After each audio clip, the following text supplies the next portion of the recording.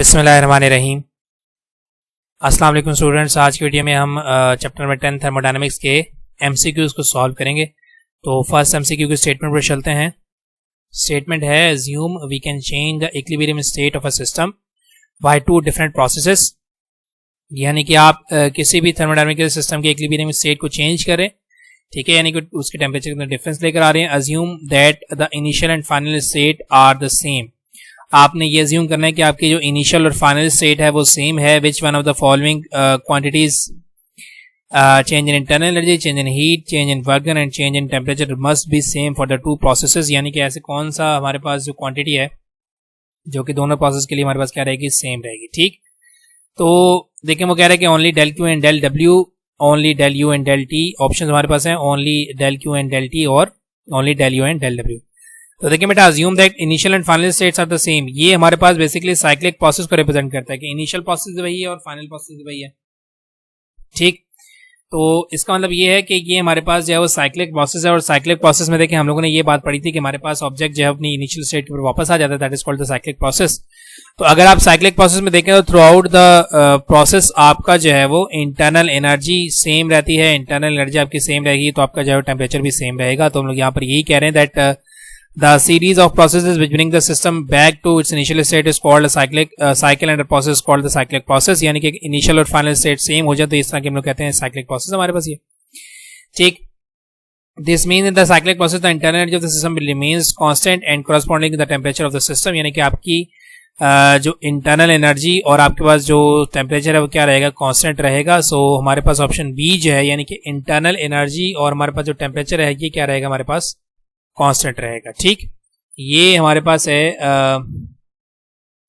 First MCQ. फिर हम लोग चलते हैं सेकंड एमसीक्यू के स्टेटमेंट के ऊपर। In any process the maximum amount of mechanical energy that can be converted to heat. यानी कि वो कह रहे हैं किसी प्रोसेस में maximum amount of mechanical energy जो किस चीज पर डिपेंड करती है, या तो कन्वर्ट हो जाती है वो हीट के अंदर, या डिपेंड करती है अमाउंट ऑफ फ्रिक्शन के ऊपर, या फिर वो डिपेंड करती है इनटेक एंड एग्जॉस्ट टेम्परेचर के ऊपर, या फिर डिपेंड करती है काइनेटिक और पोटेंशियल एनर्जी इज इन्वॉल्व और नॉट।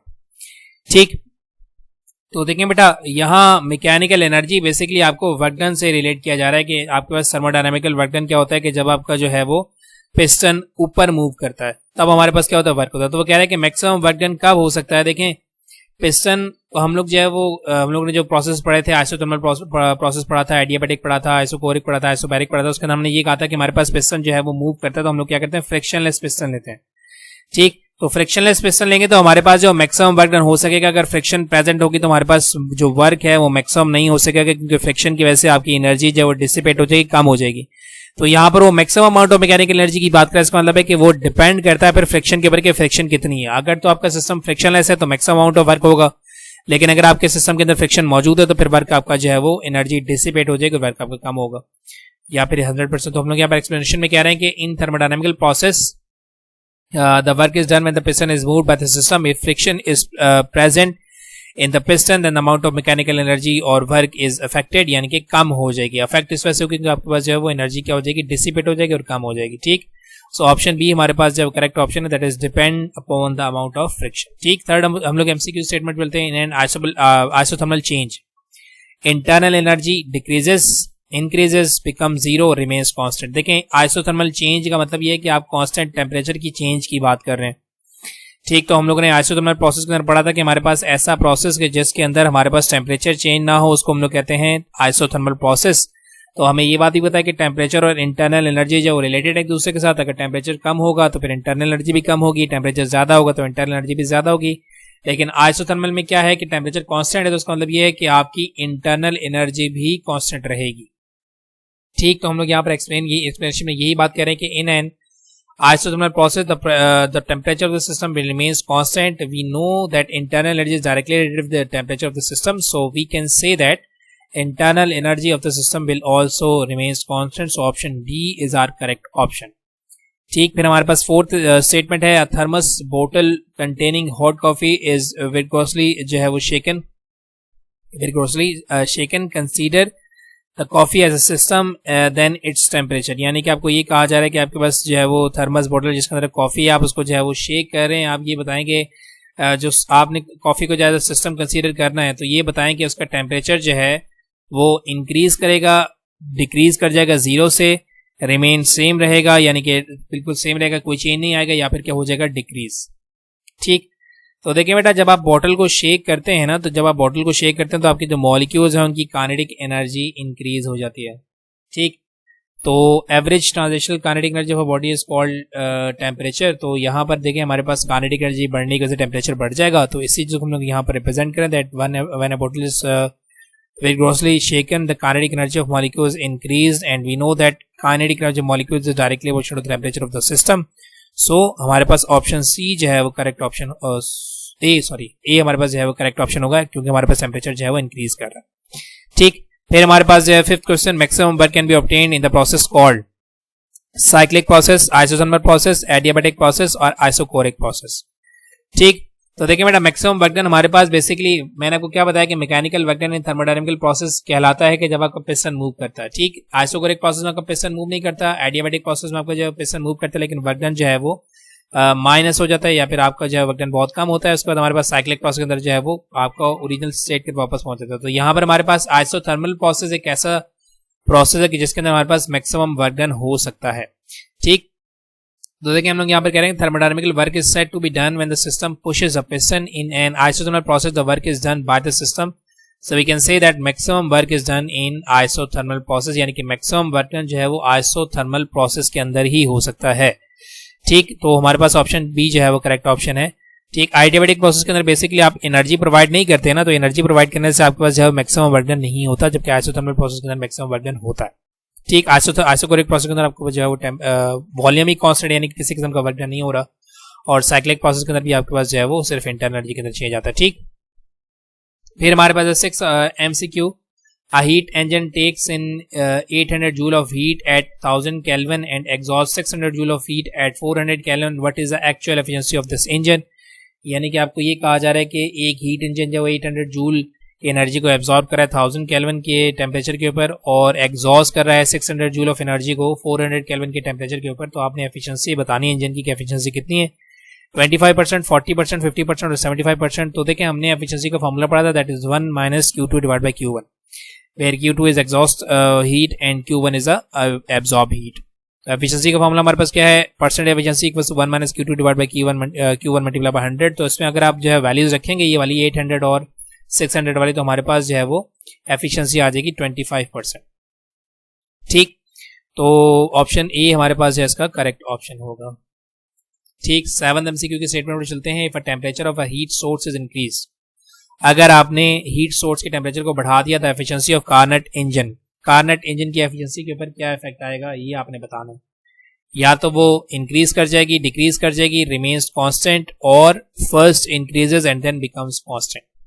तो देखिए बेटा बात ये है कि आपने एफिशिएंसी का फॉर्मूला पढ़ा हुआ है, efficiency equals to 1 - C2 divide by T1। देखिए यहाँ आपको ये नजर आ रहा है कि अगर आप टेम्परेचर को बढ़ाएंगे यानी कि हीट सोर्स के टेम्परेचर को अगर आपने बढ़ाया तो फिर आपके पास जो है वो आपकी एफिशिएंसी इंक्रीज कर जाएगी, क्योंकि ये आपका इन्वर्स रिलेट कर रहा है T1 के साथ। अगर आप एलसीएम ले लेते हैं तो चेंज ऊपर आ जाता है और नीचे का जाता है T1। तो T1 को अगर आप इंक्रीज करेंगे तो आपकी एफिशिएंसी जो है वो कम हो जाएगी। ठीक है, सॉरी बढ़ जाएगी, क्योंकि देखें आप यहाँ पर रेशियो है ना आपके पास, तो अगर आपके पास नॉमिनेटर छोटा हो और डिनोमिनेटर बड़ा हो तो फिर आपके पास जो है वो एफिशिएंसी देखिए हमेशा हमारे पास जो है वो आंसर 0 आएगा, यानी कि 0 से बिलो आएगा, 0.1, 0.2, 0.3 है। ठीक है, तो हमारे पास एफिशिएंसी की परसेंटेज हमेशा क्या आएगी, ग्रेटर आएगी। इसका मतलब ये है कि अगर आप सोर्स के टेम्परेचर को बढ़ा रहे हैं तो फिर आपकी एफिशिएंसी भी क्या हो जाएगी, इंक्रीज हो जाएगी। ठीक, तो हम लोग यहाँ पर कह रहे हैं कि above formula shows that if the temperature of the heat sources increases the efficiency of Carnot engine increases. So option A is our correct option. ठीक, फिर हमारे पास 8th MCQ, triple point of water is 273.16 degree centigrade, 372.16 kelvin, 273.16 degree Fahrenheit या फिर 273.16 kelvin. तो देखें बेटा triple point of water क्या होता है, ट्रिपल पॉइंट ऑफ वाटर ऐसा होता है कि जहां पर वाटर की तीनों स्टेट एग्जिट कर रही हो, यानी कि आपके पास सॉलिड भी हो, लिक्विड भी हो और गैस भी हो।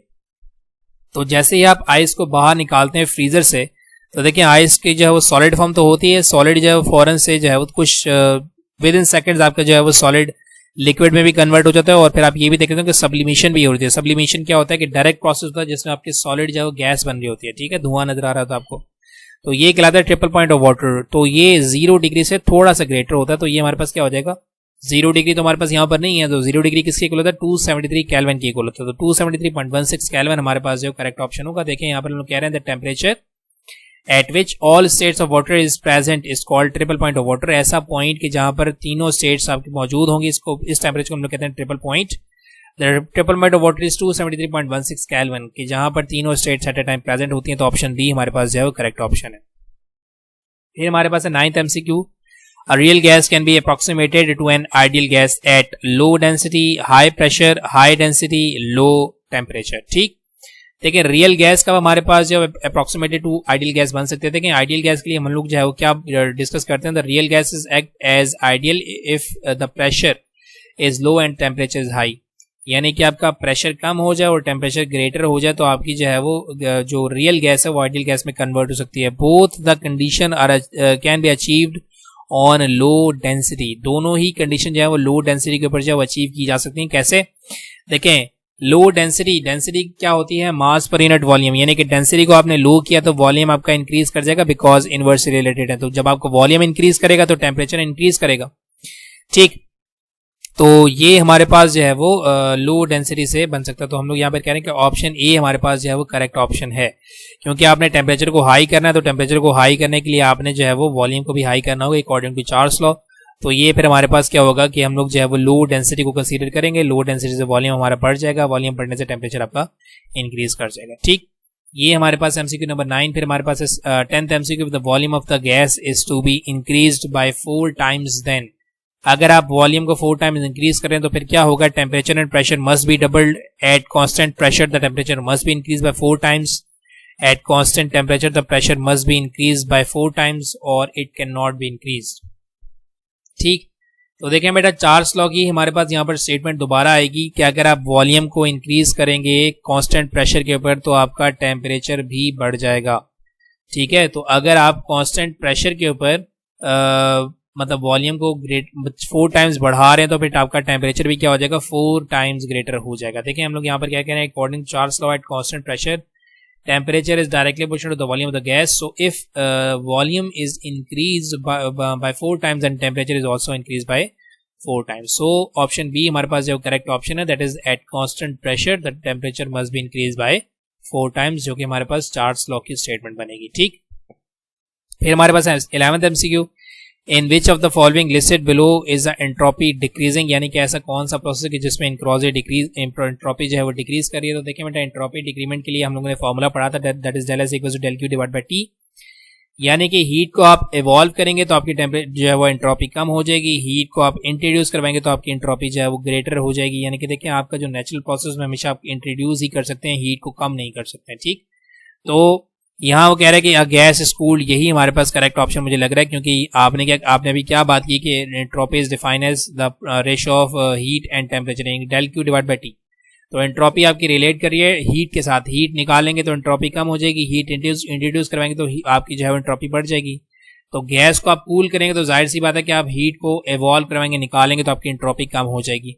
दूसरा ऑप्शन हमारे पास है plate is shattered, an egg is scrambled, a drop of dye diffused in a cup of water, ये तमाम हमारे पास क्या है, एफिशिएंसी को बढ़ा रहे हैं, डिसऑर्डरनेस को इंक्रीज कर रहे हैं, यानी कि प्लेट शैटर हो रही है तो डिसऑर्डरनेस बढ़ रही है, एग जब स्क्रैम्बल हो रहा है तब भी डिसऑर्डरनेस बढ़ रही है, और अगर आप कोई कलर वाटर के अंदर डाल रहे हैं और वो डिफ्यूज हो रहा है तो वो भी हमारे पास क्या कर रहे हैं, एंट्रोपी को बढ़ा रहे हैं, यानी कि डिसऑर्डरनेस बढ़ रही है।